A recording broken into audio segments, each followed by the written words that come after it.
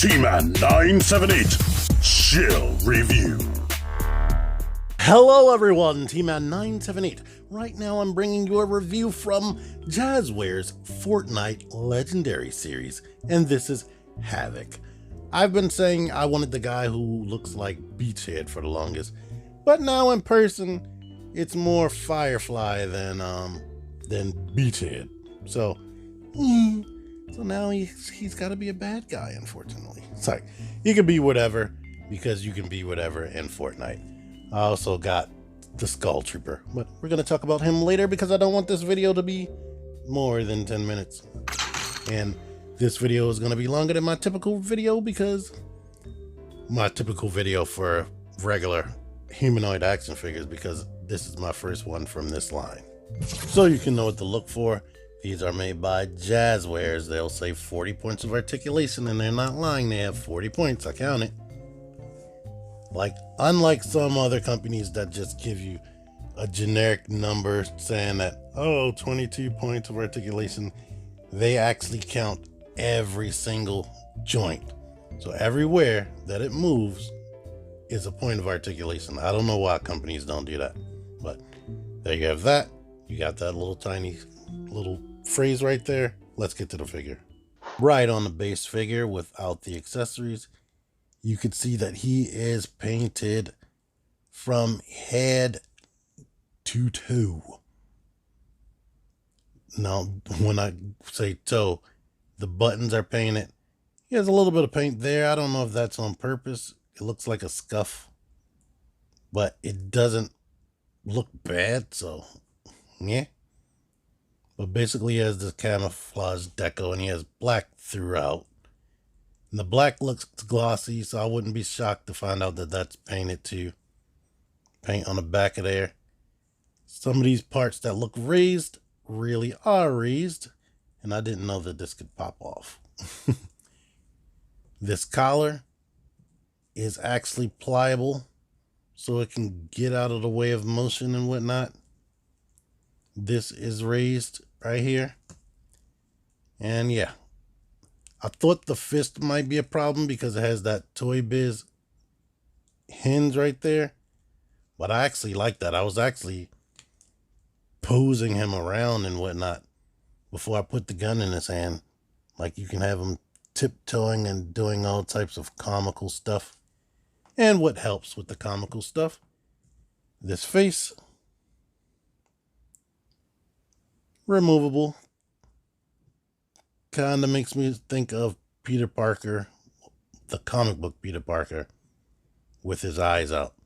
But you can plop that right off and put the other face on, or one of his other faces. And this is his more worry. So a pose like this with no weapons would be cool. Or you could just have him just looking scared or shocked. I think all of them are going to come with a face like that, which is cool. And then he has this face right here. And now you can really decide on whether that looks like Peter Parker or whatever.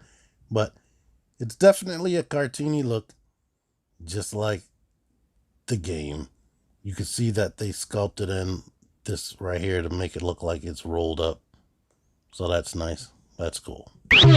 I'm going to get into his articulation and then show off his accessories. The head can look up a lot. Look down, it's on a ball joint. There is no wiggle. But of course it can rotate and you can do all this type of stuff. So there's that.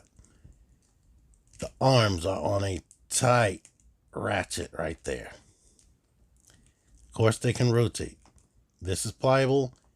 It's a butterfly joint, but it is like the old Toy Biz butterfly joints where it's more a suggestion than something that's actually functional.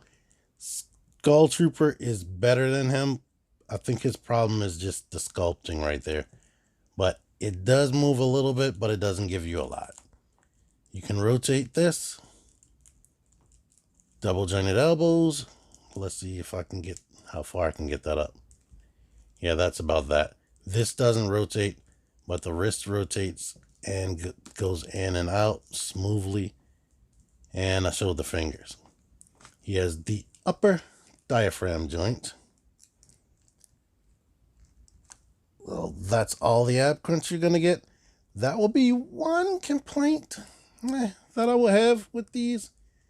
I would think that it would bug me a little bit more, but it doesn't. The poses that I try to get with them, I like that. I think every figure should come with a diaphragm joint. Maybe a secondary joint that they're using for new Hasbro figures, but definitely a diaphragm joint over the typical ab crunch, because I like the stuff you can do with the diaphragm joint. It gives more personality.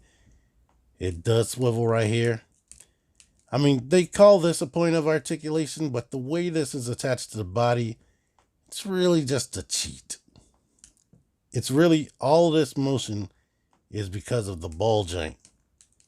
But I guess if that wasn't cut, he wouldn't be able to do this, or wouldn't be able to go that far. Legs go out.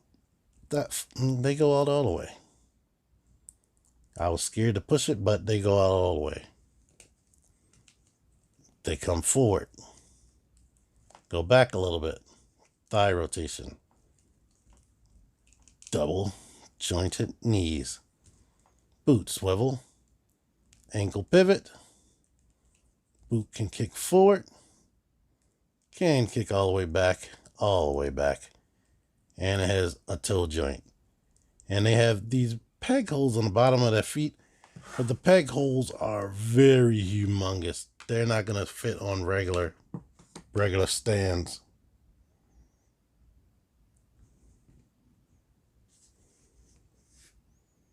They're not going to fit on regular stands. Overall, though, I love the articulation. I love the changeable faces. I wish there was a little bit more for articulation, but that's good. Even though it doesn't have the universal joints in the ankle like the McFarlane ones, the fact that they put boot swivel on every figure is awesome with ankle pivot. Awesome. Can't complain about that too much. Backpack. Talk about fully painted. Look at this detail right here. Freaking nuts. Like the camouflage is painted. The missiles completely painted. That's painted. Missile over here. They put paint back there. And this isn't like hollow. It's substantial. Put that on his back. This harvesting tool or pickaxe. Look at this. Look at this paint. Come on now. The whole thing has gunmetal all over it. They put red right there. Plus, they put silver on top of the red to make the red look weathered. Bruh. Now, as you may have feared, this, depending on the character, I'm noticing, and depending on the weapon, this doesn't really, it stays in there, but loosely. It might be better if you use two hands. But yeah, there you are with that. Also, he comes with this rifle right here, which is also painted. Multiple paints. Silver. It's like they went completely all out. Typically, you would get like one thing painted all up, or you would get the figure painted all up, and they would cheap out on the weapons. They painted both weapons. And this isn't all you get. Now, once again, this weapon with this figure, there's no like trigger finger area. There's no trigger or nothing for his finger to go in. So he holds it, but you'll see in the Skull Trooper review when I film that he has a better grip because it's designed differently. But it seems like they tried to design it in such a way where the hand can shut just perfectly and something would keep the finger shut. I think they should have did a better job on this particular gun and design. Even if it's not video game accurate, redesigned it so that the finger could have went into something. Because honestly, I don't see any other. I don't see the trigger. They probably expect you to hold it with both hands. Like maybe in real life. I didn't feel like putting it in a better pose to this. He also comes with 2 other accessories, because each one of these comes with 7 accessories, not including the one on his face. But he has this little canister daily, which is also painted like 2 different colors. It's the green plastic with silver and that blue in there. Now this, yeah, no, there he is. He's holding it. And this canister right here. I guess this would be the top right here. But this is like 3 different colors. It has the light right there and this chromy blue, but that's the regular flat blue plastic. The best thing to do is put the thumb in here and rotate the hand on it. I mean, the front fingers on it, and then they hold it. I mean, you could try to put the fingers in here, but it doesn't work as well. So I will put the thumb in that little hole that's on that one side for both dudes. But anywho, really like this dude. Happy, satisfied. Kind of like the Skull Trooper better, but stay tuned. Measuring him out, he's like roughly exactly 6 inches tall. I didn't think he was 6 inches because he's not as tall as your typical Marvel Legends, but it is 6 inches tall. Oh, as much as I love size comparisons, they get on my nerves, especially when figures are falling down over and over and over again. But anywho, as you can see, he's roughly around the same height as this Spider-Man from MCU, which is typically the Marvel Legends teenage body height. It's a little bit taller. It's like head to head with this new Power Rangers Lightning collection figure right there. So if you have any of them, you know what you're dealing with. But while I was saying they're smaller than your typical Marvel Legends, this is about the average height of a typical full-grown like Marvel Legends. So Marvel Legends are a little bit taller, but these things are smaller. They're made out of good plastic that nothing really feels hollow. Rack of accessories. No Build-A-Figure piece. So maybe they can get away with it because they're a little bit smaller, just like the Lightning Collection and the Overwatch figures.